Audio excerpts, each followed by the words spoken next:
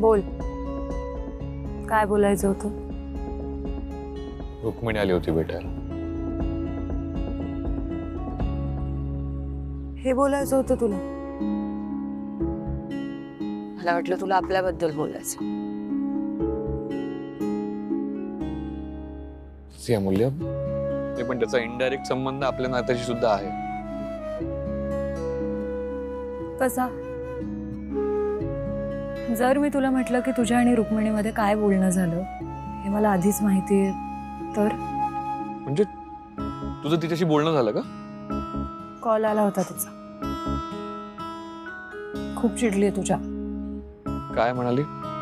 हेच की तू खूप विचित्र वागतोस, तुला कधी काय भेटेल याचा भरोसा नाहीये, सत्य पचवण्याची ताकद नाहीये, वगैरे वगैरे सांगत होती.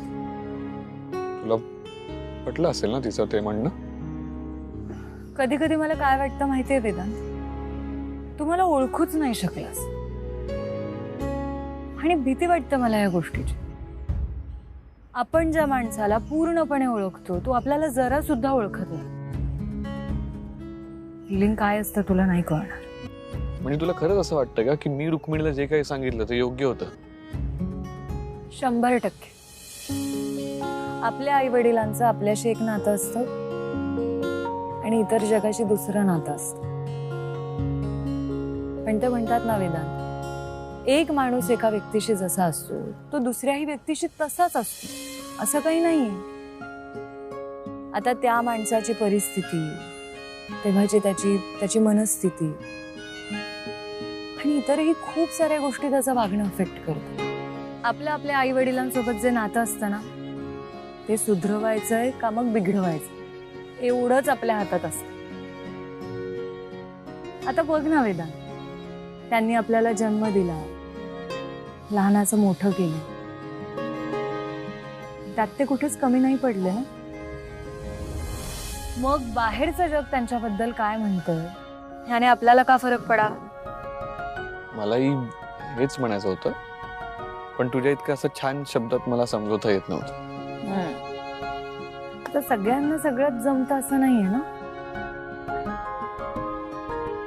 मग फायनली काय ठरलं? मी ती आता तिच्याकडे जे पुरावे आहेत ते घेऊन जाऊन पुरूला भेटेल. ठीक आहे, ज्याला त्याला आपल्या मनाप्रमाणे वागण्याचा अधिकार आहे आणि आपण तो मान्य केला पाहिजे.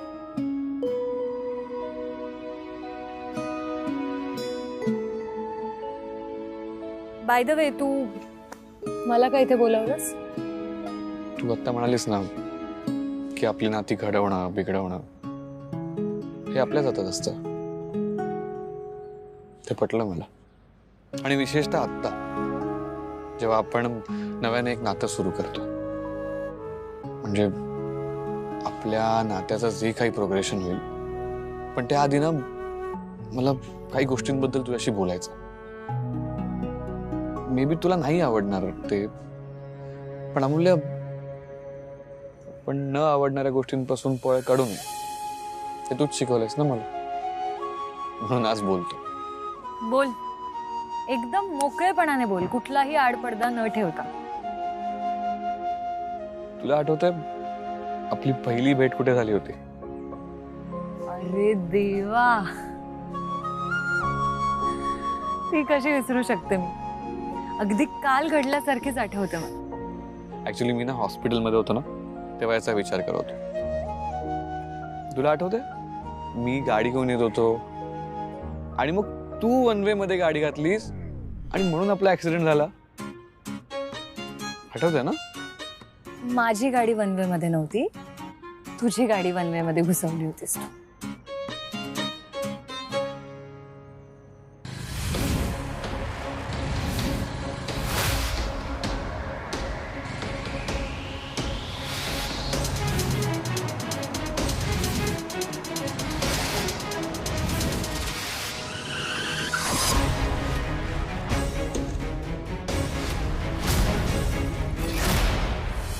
पण वेदांत, किती किती टिपिकल आणि फिल्मी पहिली भेट होती ना आपली.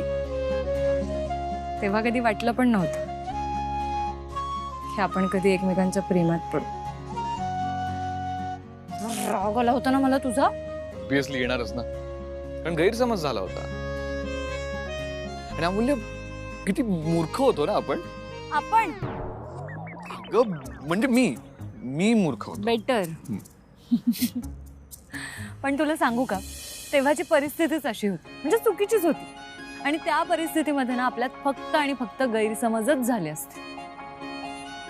एक मिनिट अमूल्य, तुला आठवते तुला चक्कर आली होती आणि किती किओस झाला होता त्यामुळे. अरे देवा. आणि ते डॉक्टर म्हणाले होते की तू प्रेग्नेंट आहे.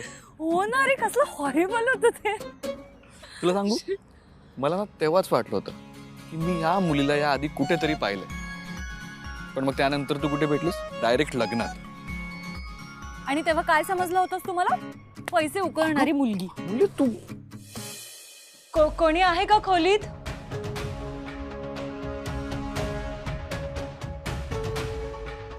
आली. माझ्या खोलीमध्ये दागिने चोरत होती ही. इथवर मजल पोहोचली तुमची. पण मला सांग, तू कसा काय ओळखतोस हिला? तुला माझा अवॉर्ड फंक्शनचा दिवस आठवतोय? एका मुलीने स्पॉइल केला होता. याच आहेत त्या. एक नंबरची खोटारडी मुलगी आहे. त्या दिवशी साधी जखम झाली नव्हती तरी लुबाडलं हिने मला.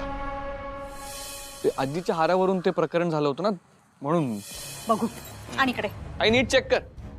हिने नक्कीच अजून फोन चोरी केले असणार. हे बरं दिसत नाहीये. तुम्ही ऐकून घ्या, मी खरंच सांगते. काय करताय तुम्ही? हे काय? हा माझ्या आईचा हार आहे. आजीचा हार? एकदा जाऊन आजींना सांगितलं असतं ना तर इतकं सगळं झालंच नसतं. पण नाही, आम्हाला काय, आम्हाला तेव्हा फक्त चिडचिड करता येत होती. कोणाचं काही ऐकून घेण्याची तर सवयच नव्हती. तू पण काही फार मॅच्युअर्ड वागली नव्हती ना तेव्हा. तुला तर फक्त कारण हवं होतं माझ्याशी भांडायचं. भांडण्यासाठी पण आहे ना, मला तुझं तोंड बघण्याची इच्छा नव्हती. अगं कसं बोलतेस? पण काय करणार, तुझा भाऊ पडला माझ्या बहिणीच्या प्रेमात. मला ना असं वेगळंच वाटतंय, एकदम छान वाटतंय. मलाही. आरती, तुला माहितीये, मला नेहमी तुझ्या घराचा, तिकडच्या वातावरणाचा ना खूप हेवा वाटायचा. म्हणजे बघ ना, तुम्ही सगळी अशी एकदम मोकळी डाकळी माणसात, बिनधास्त एकमेकांवर जोक्स मारता, हसता, चेष्टा करता. नाही, तुमच्यात रुसवे फुगवे होत असतील, पण कोणीच कधीच असं मनात राग धरून नाही ठेवत. अरे मग त्यात काय एवढं? नाही खरंच, तुम्ही ना अशी साधी, सिंपल, खरी माणसात. आणि सगळ्यात महत्वाचं म्हणजे तुमच्या सगळ्यांमध्ये ना माणसांना धरून ठेवायची एक क्वालिटी आहे.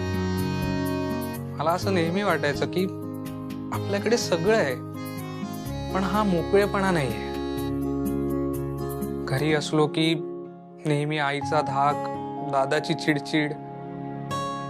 तुला माहितीये, मला कधी जोक मारायचा असेल ना तर मी आधी विचार करायचो की त्या जोकचा परिणाम काय होईल. कायम मनात यायचं ग, माझं घर तुझ्या घरासारखं का नाहीये. मी नेहमी प्रे करायचो, एक दिवस तरी ना या घरात असा छान मिळू दे. मग तुझी प्रार्थना देवाने ऐकली विक्रांत. आज सगळं छान होतंय. म्हणजे बघ ना, नूतन काकू अमूल्याशी हॉस्पिटलमध्ये चांगलं बोलल्या. आपल्यालाही आपल्या चुका कळाल्या. नूतन काकूंना त्यांची दोन्ही मुलं परत मिळाली. वर त्यांनी मलाही स्वीकारले. पण या सगळ्यात जास्त क्रेडिट अमूल्याचं आहे. खरंच, म्हणजे अमूल्या नसती ना तर आपलं लग्नच झालं नसतं. वेदांत आणि अमूल्याने आपल्याला एकत्र आणण्यासाठी खरंच खूप काही केलंय. आता फक्त ते दोघं एकत्र येताना काही अडचण नको आहे. ही अडचण आली तरी आपण आहोत ना. तसा त्यांनी आपल्याला सपोर्ट केला तसा आपण त्यांना सपोर्ट करू. हो रे, पण कधी कधी माझ्या मनात विचार येतो की आई अण्णांनी माझ्यासाठी निवडलेल्या मुलाशी माझं लग्न झालं असतं, किंवा वेदांत जर तिथे वेळेत पोहोचला नसता तो आला ना, त्याने मदत केली आपल्याला. एक सांगू, वेदांचं ना खरंच खूप प्रेम आहे तुझ्यावर. माहितीये मला. फक्त ना त्याला ते नीट व्यक्त करता येत नाही. रादर मला कोणालाच ते नीट येत नाही. पण तुझा दादा आता बदललाय. तो प्रेम व्यक्त करायला शिकलाय, मान्य करायला शिकलाय. आणि हे सगळं फक्त आणि फक्त अमूल्यामुळे. खरंय. आणि गेल्या काही दिवसात दादाला जे चांगले वाईट अनुभव आलेत तर तो नक्कीच बदललाय. एवढं काय काय भोगलं ना त्याने. राहावं लागलं. पण खरी परीक्षा तर तेव्हा होती जेव्हा विक्रांतने आत्महत्या करण्याचा प्रयत्न केला, आणि तेही एका मुलीसाठी. मुळे तुला खरं सांगू, तेव्हापासून ना माझा स्त्रियांबद्दलचा राग आणखी वाढला. आणि तुला वाटलं की आम्हीच काहीतरी केलं. मला तर असं वाटलं होतं की तुम्हाला ना काय हवं ते देऊन टाकतो.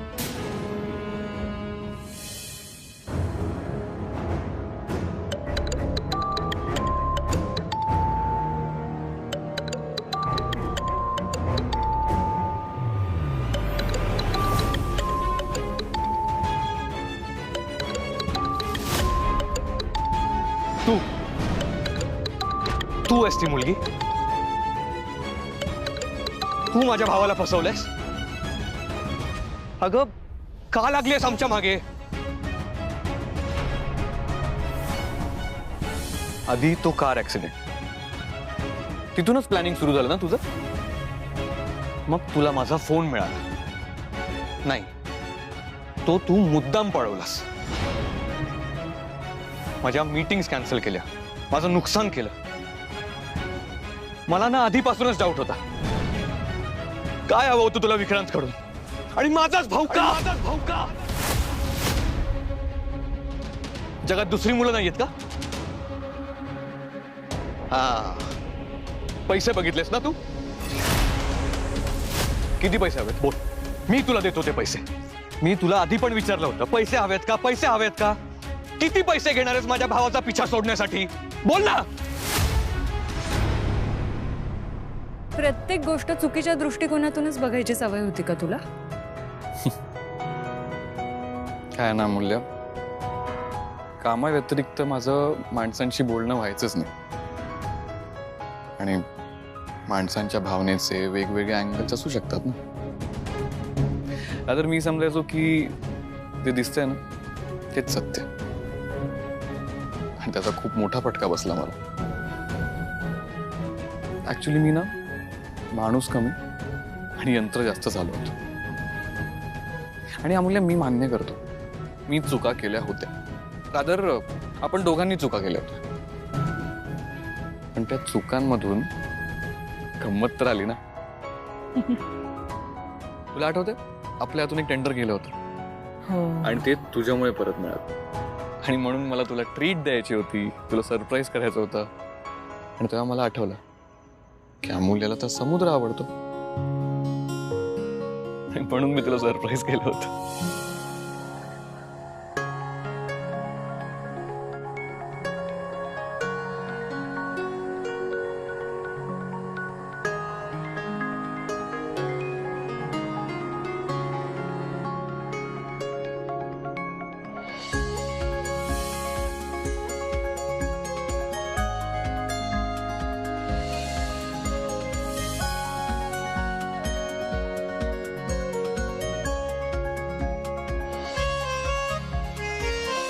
आणि मी शपथ सांगतोय तुला, माझा काही असं लेट वगैरे करण्याचा प्लॅन नव्हता, आणि मी तसा नाहीये. हो हो, मला माहितीये. तू आई आणि अण्णांचा पण जरा विचार कर. हो अमूल्य, तेव्हा पण केला होता आणि आत्ता पण करतोय. आणि म्हणूनच तर मी या चुका मान्य करतोय ना. पण आपण किती बदललो नाही सगळ्यामध्ये. मी खरं सांगते तुला वेदांत, मी आई अण्णांची आजपर्यंत कधी खोटं बोललो नव्हतं. पण मग काय, ताई आणि विक्रांतसाठी बोलावं लागलं. आणि सांगितलं त्यांना, हो आहे माझं वेदांतवर प्रेम आहे आणि मी साखरपुडा करायला तयार आहे. पण माझ्या मनावर काय परिणाम होतो ते फक्त माझे मला माहिती होतं. मूल्य तेव्हा नाही कळलं, पण आत्ता कळतंय. आपण ना मूल्य एक प्रॉमिस करूया की आपण आपल्या आयुष्यात ना अशी वेळच येऊ द्यायची नाही की जिथे आपल्याला खोटं वागावं लागेल. म्हणजे हवं तर ना आपण रिॲक्ट करताना 10 वेळा विचार करूया, पण असं नाही करायचं. Okay, promise? प्रॉमिस.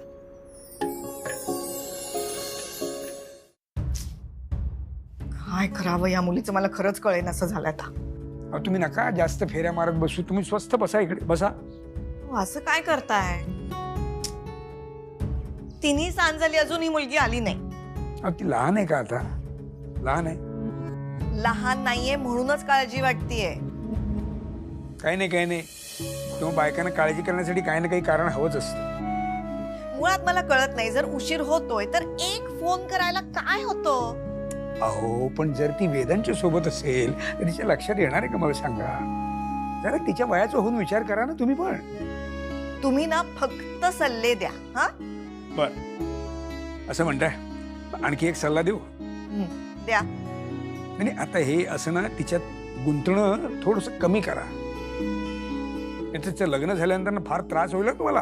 हा, तुम्ही बोलताय हे? ह्या मुलीच्या लग्नात सगळ्यात जास्ती तुम्हीच रडणार आहात. हो, तेही खरंच आहे म्हणा. ठीक आहे, मी निदान आत्तापासून तयारी तरी सुरू केलेली आहे. हो, तयारी कसली? तिच्यापासून लांब जाण्याची? हेच लांब जाणं आणि अलिप्त होणं यातला फरकच कळत नाही तुम्हा आयांना. आम्हा वडील लोकांचं कसं असतं, आम्ही सगळ्यात असतो, पण इतकंही नाही की त्याचा त्रास होईल. गुंतुनी गुंत्यात साऱ्या पाय माझा मोकळा. हे जमायला हवं. राहू द्या, आम्ही आया असतो हळव्या, आम्हाला काळजी वाटते प्रत्येक गोष्टीची. आईचं मन नाही करणार तुम्हाला. राहू द्या.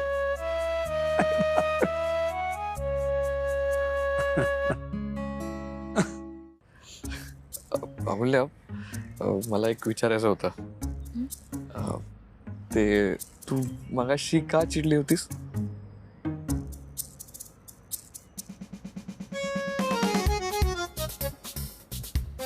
तुला खरंच माहिती नाही?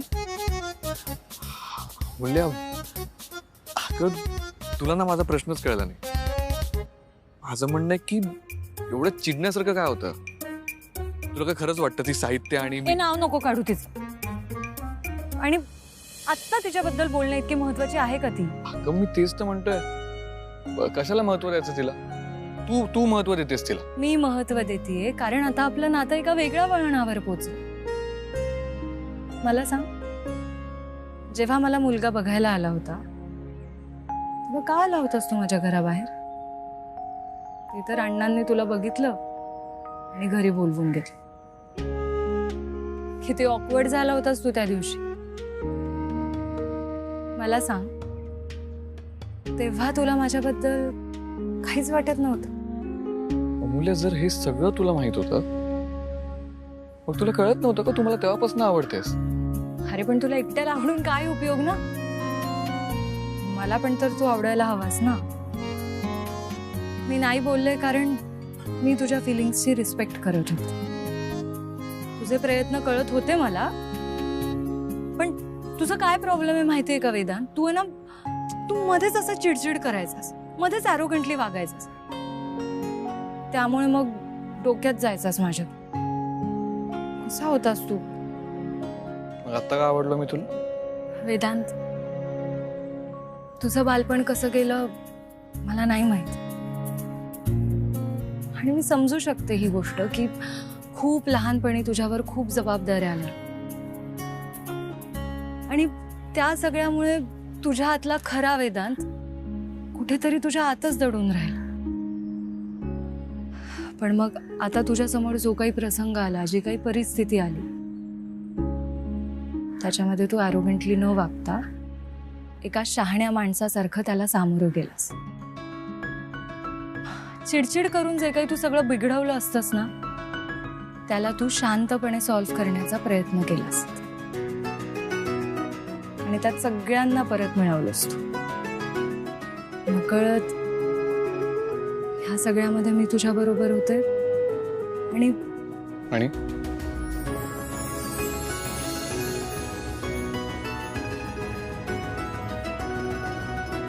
मला उशीर होतो. अमूल्य,